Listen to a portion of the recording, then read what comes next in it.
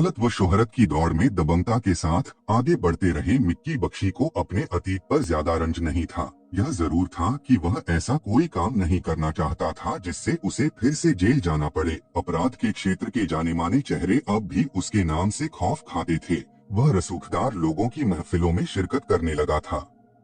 उसने साफ सुथरी जिंदगी का नया सफर शुरू करने का संकल्प ले लिया था। अब वह पढ़ी लिखी बीवी व इकलौते बेटे को कामयाबी के शिखर पर देखना चाहता था। उसने बीवी के नाम न केवल घर कारोबार कर दिया था, बल्कि नई चमचमाती कार की चाबी भी सौंप दी थी। जिस बीवी के लिए उसने इतना सब कुछ किया, वही उसके जिगरी दोस्त के साथ मिलकर उसके सीने में छुरा घोंपेगी, उसने कभी सोचा भी नहीं था। आइए जानते हैं इस हत्याकांड की पूरी कहानी। नमस्कार दोस्तों, आज की कहानी शुरू करते हैं। नागपुर ही नहीं, मध्य भारत में कूलर कारोबार में खोसला कूलर्स एक बड़ा नाम है। जाने माने कूलर ब्रांड के संचालक ऋषि खोसला का भी अपना अलग ठाठ रहा है। हैंडसम स्टाइलिश पर्सनालिटी के तौर पर वह यार दोस्तों की महफिलों की शान हुआ करता था। कई छोटी मोटी फिल्मों में भी वह दांव आजमा चुका था। इन दिनों जमीन कारोबार में मंदी का दौर सा चल रहा है, लेकिन ऋषि मंदी के दौर में भी जमीन कारोबार में अच्छा कमा रहा था। लोग उसे बातों का धनी भी कहते थे। वह अपना कारोबार बढ़ाने की कला अच्छी तरह जानता था। 47 वर्षीय ऋषि नागपुर के जिस बैरामजी टाउन परिसर में रहता था, उसे करोड़पतियों की बस्ती भी कहा जाता है। उस बस्ती में लग्जरियस लाइफस्टाइल के शख्स रहते थे।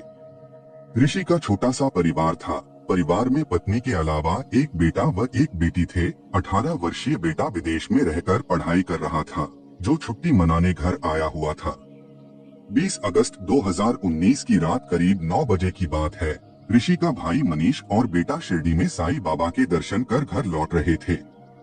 ऋषि अपने कारोबार के जरूरी काम निपटाकर समय से पहले ही घर पहुंच गया था। घर पर उसने बेटे व भाई से मुलाकात किया।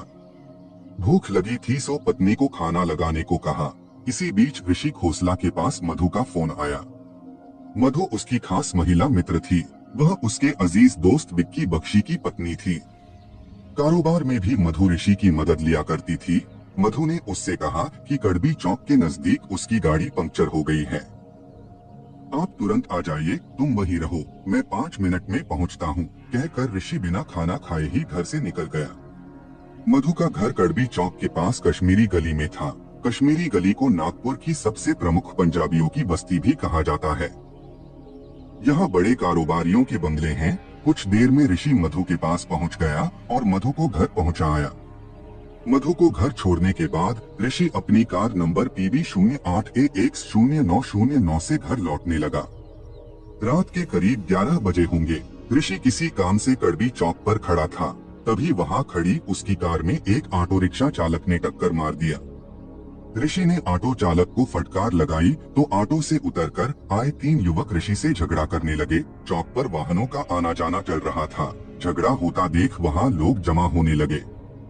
ऋषि की नजर ऑटो रिक्शा में बैठे एक शख्स पर गई। उसे देखकर ऋषि को यह समझने में देर नहीं लगी कि ऑटो में आए लोग संदिग्ध हैं और वे उसके साथ कुछ भी कर सकते हैं। कई दिनों से उसे हमला होने का अंदेशा था। ऋषि ने चतुराई से काम लिया। वह उन लोगों से झगड़ने के बजाय कार लेकर सीधे घर की ओर चल पड़ा। वह काफी घबराया हुआ था। बैरामजी टाउन में ऋषि के घर से कुछ देरी पर गोंडवाना चौक है।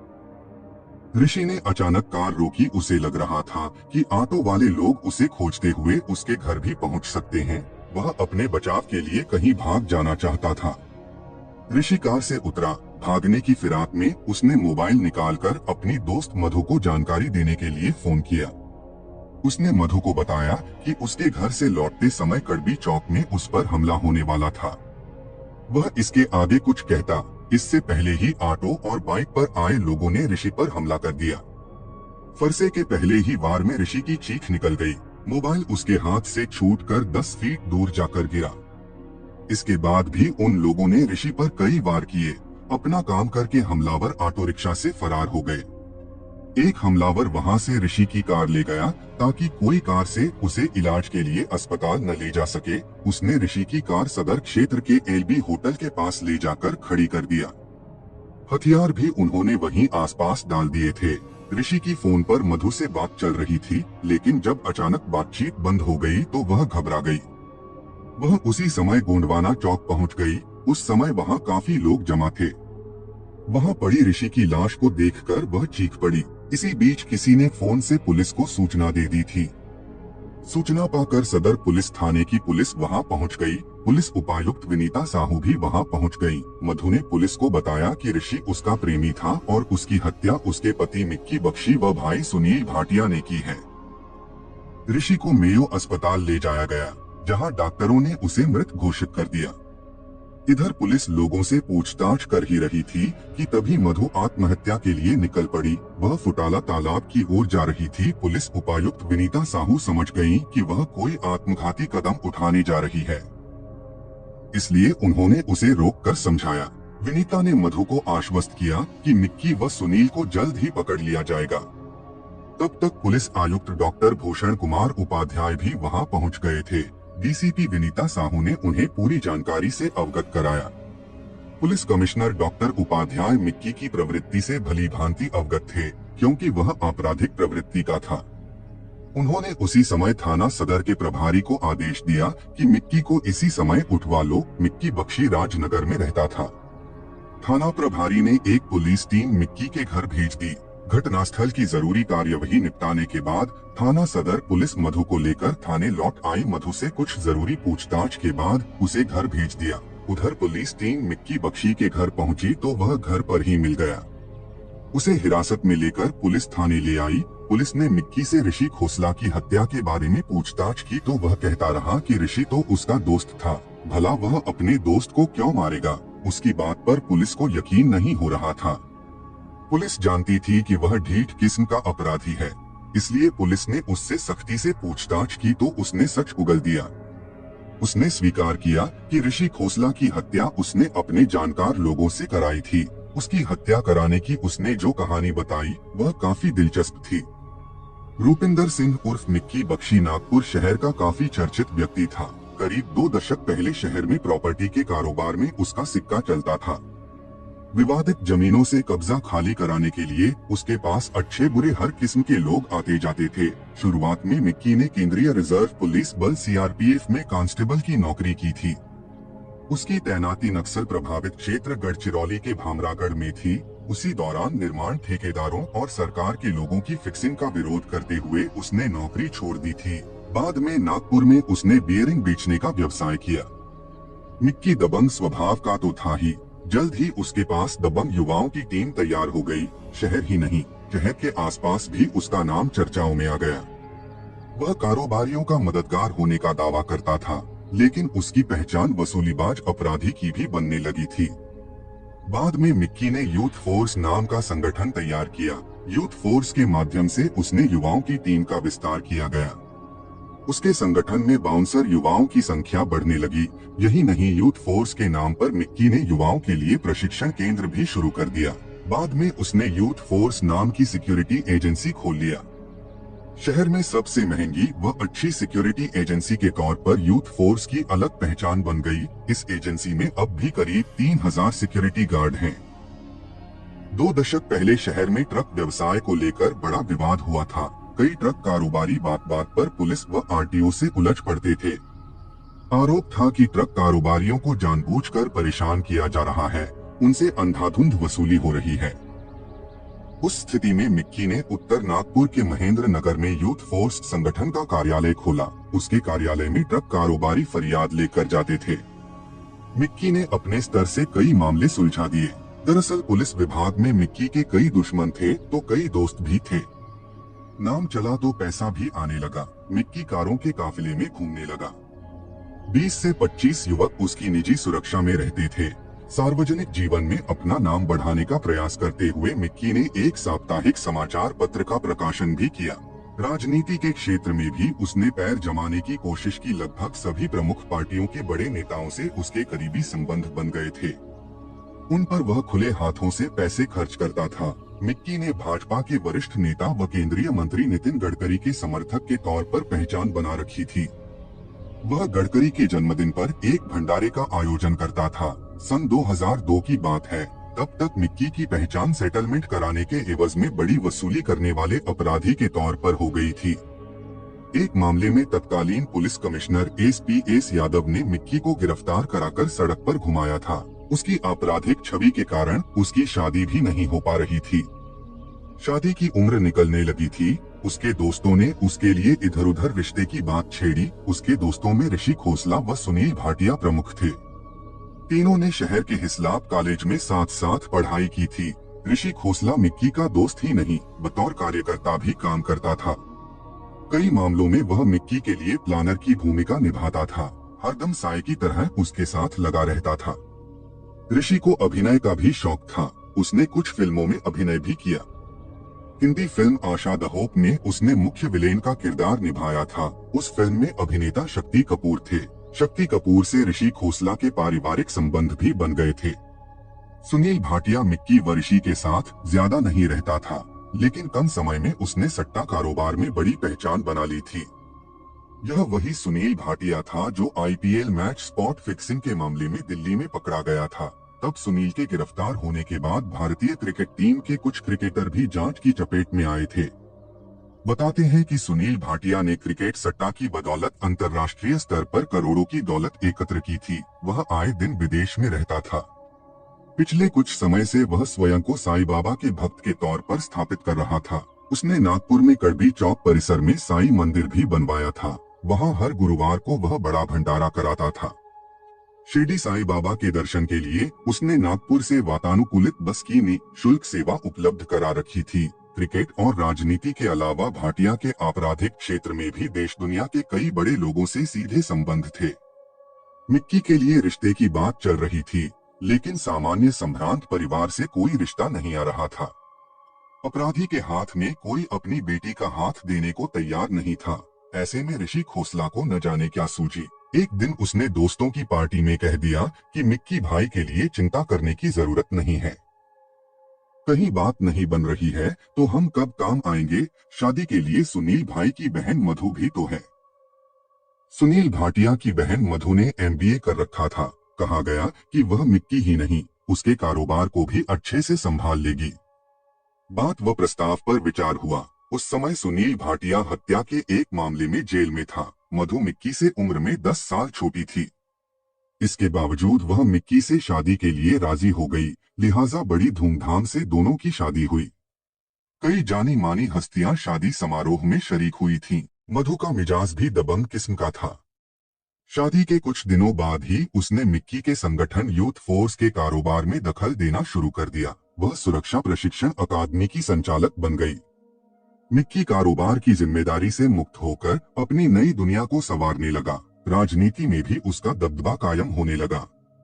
सन 2007 व 2012 के महानगर पालिका के चुनाव में मिक्की ने यूथ फोर्स का पैनल लड़ाया। पैनल के उम्मीदवार तो नहीं जीते, लेकिन मिक्की की पहचान उभरते नेता के तौर पर बनने लगी थी। इस बीच एक ऐसा कांड हुआ जिसने मिक्की की जिंदगी के सुनहरे रंगों को ही छीन लिया। सन 2012 की बात है। कोराड़ी रोड पर जमीन विवाद के एक मामले में राष्ट्रवादी कांग्रेस पार्टी के नेता गणेश मते का अपहरण कर लिया गया। बाद में उनकी हत्या कर लाश कलमना में रेलवे लाइन पर डाल दी गई। इस हत्या का सूत्रधार मिक्की ही था। मामला 2 करोड़ की वसूली का था। तब राज्य में कांग्रेस व राष्ट्रवादी कांग्रेस के नेतृत्व की सरकार थी। गृहमंत्री राष्ट्रवादी कांग्रेस के ही थे। सत्ताधारी पार्टी के नेता की हत्या के मामले को स्थानीय से लेकर प्रदेश स्तर के नेताओं ने चुनौती के तौर पर लिया। मिक्की बचाव का प्रयास करता रह गया। उसे पुलिस ने गिरफ्तार कर लिया था। वह करीब 3 साल तक जेल में रहा। जेल से छूटा तो मिक्की के लिए सारा नजारा बदल सा गया था। उसकी पत्नी मधु ने यूथ फोर्स सिक्योरिटी एजेंसी का कारोबार न केवल संभाल लिया था, बल्कि अधिकृत तौर पर उसे अपने नाम कर लिया था। मिक्की के साथ साय की तरह रहने वाले ऋषि खोसला के व्यवहार में भी बदलाव आ गया था। ऋषि उसके बजाय उसकी पत्नी मधु से ज्यादा लगाव दिखाने लगा था। जेल में रहते मिक्की की सेहत में भी काफी बदलाव आ गया था। वह सेहत सुधारने के लिए सुबह शाम सदर स्थित जिम में जाया करता था। मधु अक्सर ऋषि के साथ घर से गायब रहती थी। कभी किसी पार्टी में तो कभी क्लबों में वह ऋषि के साथ दिखती। पहले तो मिक्की को लग रहा था कि पारिवारिक संबंध होने के कारण मधु ऋषि से अधिक घुली मिली है। वैसे भी दोनों की शादी से पहले की पहचान थी, लेकिन संदेह हुआ तो एक दिन मिक्की ने मधु पर पाबंदी लगाने का प्रयास किया। मजाक में उसने कह दिया कि ऋषि से ज्यादा चिपकना ठीक नहीं है। यहाँ कौन किसका सगा है, सबने सबको ठगा है। मिक्की की नसीहत का मधु पर कोई फर्क नहीं पड़ा। एक दिन जब मिक्की और मधु के बीच किसी बात को लेकर विवाद हुआ तो सब कुछ खुलकर सामने आ गया। मधु ने साफ कह दिया कि ऋषि से उसके प्रेम संबंध हैं। ऋषि से उसे वह सारी खुशी मिलती है जिनकी हर औरत को जरूरत होती है। यह सुनते ही मिक्की का दिमाग घूम गया। मधु ने यह भी बता दिया कि जब तुम जेल में थे तब ऋषि कैसे काम आता था। कोर्ट कचहरी के चक्कर लगाने से लेकर कई मामलों में ऋषि ने अपने घर परिवार की जिम्मेदारी की परवाह तक नहीं किया। उस समय ऋषि ही उसका एकमात्र सहारा था। अब वह किसी भी हालत में ऋषि को खोना नहीं चाहती। मिक्की ने पत्नी को बहुत समझाया लेकिन वह नहीं मानी। तब मिक्की ने मधु के भाई सुनील भाटिया को सारी बात बता दिया। सुनील की समाज में काफी इज्जत ही नहीं बल्कि रुतबा भी था, इसलिए उसने भी बहन मधु को समझाने की कोशिश की, पर मधु तो ऋषि खोसला की दीवानी हो चुकी थी। इसलिए उसने अपने प्रेमी की खातिर पति और भाई की इज्जत को धूमिल करने में हिचक महसूस नहीं किया। वह बराबर ऋषि से मिलती रही अपनी बहन मधु पर। जब सुनील का कोई वश नहीं चला तो वह तैश में आ गया। उसने न केवल ऋषि को धमकाया बल्कि उसकी पत्नी को भी चेतावनी दी कि वह पति को समझा दे या फिर अपनी मांग का सिंदूर पोंछ ले। मधु और मिक्की के बीच विवाद बढ़ता गया तो मधु ने कश्मीरी गली वाला मिक्की का फ्लैट हड़प कर उसमें रहना शुरू कर दिया। वह उसी फ्लैट में रहकर कारोबार संभालती रही। समय का चक्र नया मोड़ ले आया, एक ऐसा मोड़ जहां शेर की तरह जीवन जीने वाले व्यक्ति को भी भीगी बिल्ली की तरह रहना पड़ रहा था। मिक्की बख्शी नाम के जिस शख्स का नाम सुनकर अच्छे तुर्रम खां डर के मारे पानी मांगने लगते थे, वह खुद को एकदम लाचार असहाय समझने लगा। मिक्की ने बीवी को क्या कुछ नहीं दिया था। उसने अपनी आधी से अधिक दौलत उसके नाम कर दी थी। अपने सैकड़ों समर्थकों व चेलों को उसके निर्देशों का गुलाम बना दिया था। वही बीवी अब निरंकुश हो गई थी।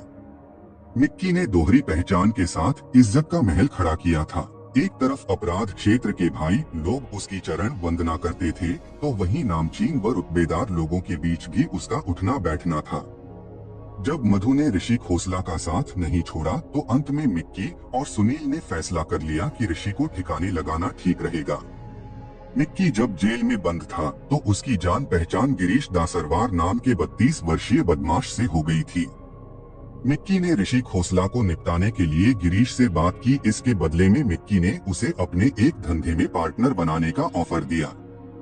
गिरीश इसके लिए तैयार हो गया। सौदा पक्का हो जाने के बाद गिरीश ने ऋषि खोसला की हत्या करने के संबंध में अपने शागिर्दों राहुल उर्फ बबन राजू कलमकर निवासी जीजा माता नगर, कुणाल उर्फ चाइना सुरेश हेमने निवासी बीड़गांव, आरिफ इनायत खान निवासी खरबी नंदनवन और अजीज अहमद उर्फ पांग्या अनीस अहमद निवासी हसनबाग से बात किया।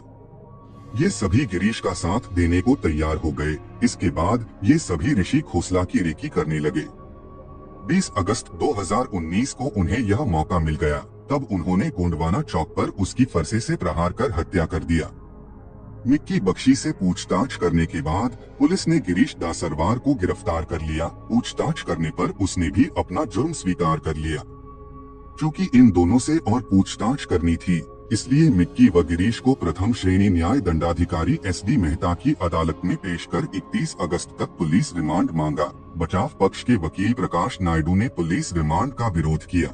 दोनों पक्षों की दलील सुनने के बाद अदालत ने दोनों को 25 अगस्त तक का पुलिस रिमांड दे दिया। घटना के 3 दिन बाद अन्य आरोपियों राहुल उर्फ बबन राजू कलमकर, कुणाल उर्फ चाइना सुरेश हेमने, आरिफ इनायत खान और अजीज अहमद उर्फ पांग्या अनीस अहमद को भी बाड़ी क्षेत्र के एक धार्मिक स्थल की इमारत की छत से गिरफ्तार कर लिया। इन आरोपियों पर हत्या, डकैती, सेंधमारी, अपहरण व मारपीट सहित अन्य मामले दर्ज थे। हत्याकांड को अंजाम देने वाले गिरीश दासरवार पर हत्या के 4 मामले दर्ज थे। सन 2011 में गिरीश दासरवार ने अपने दोस्त जगदीश के साथ मिलकर दिनेश बुक्कावार नामक चर्चित प्रॉपर्टी डीलर की हत्या कर दी थी। हत्या के बाद दिनेश के शव को उसने अपने घर में ड्रम के अंदर छिपा कर रखा था। आरोपियों में कुछ होला कैब चलाते हैं DCP विनीता साहू के नेतृत्व में गठित पुलिस टीम में SCP PI महेश बंसोडे, अमोल देशमुख शामिल थे। पुलिस ने सभी अभियुक्तों से पूछताछ के बाद उन्हें न्यायालय में पेश कर जेल भेज दिया। कहानी को लास्ट तक सुनने के लिए आपका धन्यवाद। इस कहानी के बारे में अपनी राय कमेंट करके जरूर बताइएगा।